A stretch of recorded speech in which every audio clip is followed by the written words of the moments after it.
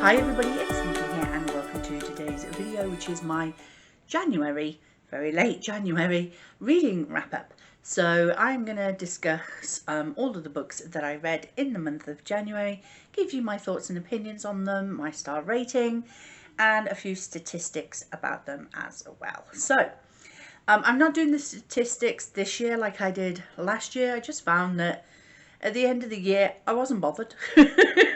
I wasn't bothered about all those statistics. So, yeah, I'm doing my reading journal slightly different this year. So, the first book that I read in January, the first book of 2024, was The Deal by Elle Kennedy. And I've heard a lot of people talking about this book previously.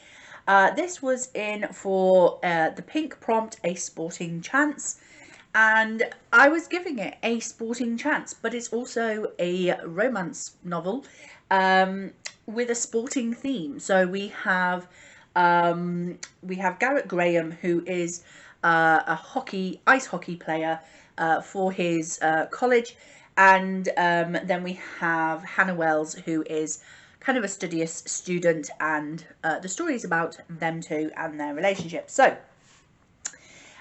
What did I say about it? So I said great characters, love the banter and the plot. Hannah aces a test, Garrett fails it, and he badgers her to tutor him for his resit so he can keep playing ice hockey.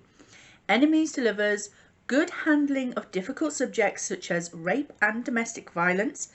Definitely interested in buying the rest of the series. Wanted to reread straight away afterwards.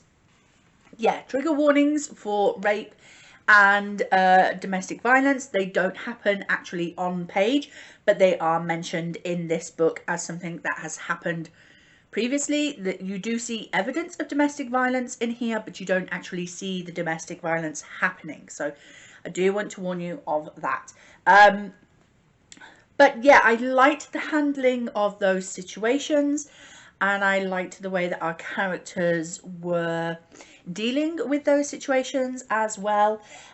Each has their own issues to deal with, as well as the budding romance between the two of them. I loved the banter in this. I'm sorry, but if you get the two main characters like bitching at each other constantly, like both trying to up the other without it being nasty, without it being like manipulation, or yes, he badgers her to help him and you could see that as a manipulation, but he's really like, please help me, please just help me, I'll help you, you help me, we both help each other. It's not manipulation, it's not a negative or toxic kind of relationship between these two. I really loved it. And as I said, I wanted to as soon as I finished this, I wanted to flick back to page 1 and start it all over again. And I've already purchased the series. Book two has been on my February TBR. You'll have to wait for that wrap up to see if I have read it or not. But yeah, I absolutely loved it. And I'll tell you something, the enjoyment of reading this book is probably because it's one of those floppy ones that just sits open nicely. Now, when I bought the whole series, it did not come in this binding, but a much smaller binding and a much tighter binding, which was really annoying. So this is completely the wrong size to fit with the rest of the books. But so I do have 2 copies of The Deal now. And I don't want to give this one away because I loved reading this one. But yeah, I'm going to have to give one of the copies away because I don't need 2 copies of this book. But yeah, I thoroughly enjoyed this. So no surprises here. My first read of 2024 got 5 stars. Loved it, loved it, loved it. The publishing date of this one is 2015. And it has 360 pages, so a really, really quick read. And it was actually my best book of January. So yeah, my first book of 2024 turned out to be my best book of the month. So yay. The next book I read was the first book in the Shatter Me series, by Tahara Mafi. Tahara? Tahara? Tahara? Tahara? Tahara. I'm sure the audiobook pronounced it differently to the way I pronounce it. I pronounce it Tahara. But I'm sure the audiobook pronounced it as Tahara. So I think I'm wrong in the way I pronounce it, so I do apologise. But Shatami was great. I really enjoyed it. So difficult to read at first because of the writing style, but knew it fitted with the storyline. It is explained, I think, in an author's note, either at the beginning of the book. Yeah. So it does say at the beginning of the book, dear reader, the strike-throughs in the Shatami books are intentional. And it does link in with the story. So that was difficult to read at first, but knew it fitted with the storyline. Glad I did continue to read it, as ended up liking it a lot. Juliet has a deathly touch. She's been kept locked up, isolated for a few years until she's released by Warner, who wants to use her as a weapon. Her guard, Adam, has other ideas, and together they escape, but Warner's hunting them down. Story's more character-driven than plot. Yeah, I feel like this was more about setting up each person's character. There wasn't much actually happening in this book. Obviously, for the majority of this book, Juliet is being held in a cell, so nothing much can happen because she's isolated in this cell. And I'm not really a character-driven kind of reader. I want action in my stories. I want something to happen. But the action that sort of ends up at the end of the book when they do escape, that was enough to satisfy me, I suppose. It did get a 3-star rating, and I think it was because it was difficult to get used to the style of writing. And because I'm not a character-driven kind of reader, I'm more a plot reader. And there wasn't enough romance in here for me either. I wanted a little bit more, but obviously it's the first book in a series, I'm sure. With the second book, which I also have on my February TBR, we'll get more romance as well. So yeah, that did kind of pull it down, but it has room to improve. So yeah, the publishing date is 2012 for this book, and this was 329 pages. So again, another very quick read. Moving on to the next book. Please don't unsubscribe for me and this unpopular opinion. This was my least favourite book of the month. Let me explain. So this is A Song of Achilles by Madeline Miller. I really enjoyed Circe, and I have been thinking for quite some time that I would like to get my hands on a copy of Circe to reread again, because I just remember really enjoying it. But this one, oh, I struggled. So had to transfer to the audiobook for the last 150 pages, or else I would have DNF'd. I'm sorry. Found the writing very monotone and truncated sentences. I really had to look up the word truncated because I couldn't find a word to describe the way I felt about it. And the word truncated seemed to fit how I felt. Because of this, I couldn't connect with the characters. Also in this book, the character of Patroclus was like a wet whistle, very pathetic. In the original myth, he's a great fighter in his own right. Didn't like the ending and how it was handled. Patroclus still narrating despite his character dying. I mean, that's not a spoiler. We know Patroclus dies. Not as good as I remember Circe being. It got a 2-star rating. The publishing date was 2012 and it's got 352 pages. Yeah. So what I mean by truncated sentences is, I mean, it was very short, static kind of sentences. And it was kind of, it just felt like it was doing this constantly. And I just couldn't flow with that writing. I just couldn't. I felt like I was being told the story instead of shown the story. And it was very, yeah, I just couldn't flow. I just couldn't flow with the story. It just felt very stoppy, starty, truncated sentences that were, as I say, very monotone. It felt like everything was like this. There was no emotion in it. And even when I did turn to the audiobook, even the audiobook narrator couldn't put any emotion into what was happening because there was none. It didn't feel, yeah, fine enough. He dies. Very emotional. But even that didn't come across as emotional. It didn't make me tear up. It didn't put a lump in my throat. I didn't care. And I'm really sorry, but that's because the rest of the book didn't make me want to care about him. I just could not connect to this character who just seemed so like needy. Like he felt like a very needy kind of character. And I know from my myths and legends that Patroclus wasn't. He was quite a confident fighter. He was quite a confident character.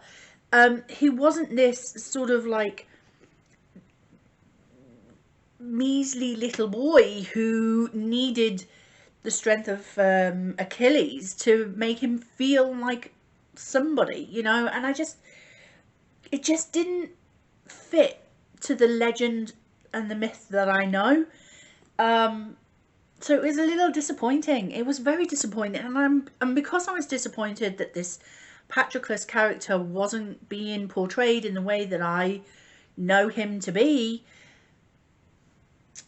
I just couldn't enjoy the story. I watched the film Troy, and I really enjoyed the Patroclus character portrayed in the film Troy, where Achilles is portrayed by Brad Pitt, and I love the actor who portrays Patroclus. He still portrays him as this, I want to fight, I want to get out there, I want to do my bit. And he came across as very strong character in his own right in the film Troy, but in this one he comes across as a bit of a wet whistle. And I know a lot of people love this story, and I know a lot of people like feel the emotion in this story, but it just didn't come across the page for me. And as I say, I had to switch to the audiobook. Otherwise this would have been DNF. This really slowed down my reading in January, and so I had to switch to the audiobook, otherwise it was just not going to get finished. So yeah, sadly this only got 2 stars. The next book I read was not actually on my TBR, but I realised that I had started this back in December on audiobook, and I really wanted to get it finished. So I've been rereading all of the Court of Thorns and Roses books in anticipation of getting to A Court of Silver Flames, which is actually on my February TBR. So I read A Court of Wings and Ruin by Sarah J Maas, which is the 3rd book in the Court of Thorns and Roses series. I did listen to it on audiobook, but I have previously read the physical book, obviously. I loved this story. I really do. I will still say that the Throne of Glass series is my favourite out of the 2 series, but yeah, I'm a Throne of Glass kind of gal. Anyway, so a reread for me in anticipation of getting to A Court of Silver Flames. Feyre's gone back to Spring Court. Oh, I can't read you that bit, can I? Because that's kind of spoilers. I've written down the plot so I can remind myself what's happened. Anyway, an epic battle, lots of political manoeuvring. The reread helped to clarify some of the details. Yeah, I will say that my first read of this, the big battle that happens sort of at the end of this, the first time I read this, it did seem all a little bit muddled in my head. I didn't know who was fighting who and what was happening, and I couldn't remember any of that. But on the reread, it definitely helped to clarify what happened, who did what, who killed who survived, who didn't, and all of that. So I'm really glad that I did reread this book before starting on A Court of Silver Flames. So yeah, very happy to have reread this one. I gave it 5 stars because even though A A Court of Thorns and Roses is not my favourite series that Sarah J Maas has written. I still enjoy her writing. This was published back in 2017 and it has 699 pages, but obviously I read the audiobook. And last but not least, the last book that I read in January, although I did finish this sort of 2 days into February, but I'm still going to count it as a January book read because it was on my January TBR, and that was The Mercies by Kieran Millward Hargrave. Anyway, an isolated island off the coast of Norway. All the able-bodied men are killed in a boating accident during a storm. That's not a spoiler, it's in the synopsis. The women at first struggle to survive, but then start adapting, providing for themselves, some taking on the male roles, as you would, you know. The religious men dislike this and send a Scottish man and his new wife to bring order to the isle. Soon cries of witchcraft begin tearing the community apart, and our two female leads, the wife Ursa, so that's the Scottish man's wife Ursa, and an island inhabitant, Maren, form a friendship that could mean their deaths if found out. Felt very similar to The Sea Women by Chloe Timms, which I also really liked. I gave this a 4-star rating. This was published in 2020 and has 336 pages. Yes, I felt this was very similar to The Sea Women. We have a very religious, male-dominated world, and the males are persecuting the women for being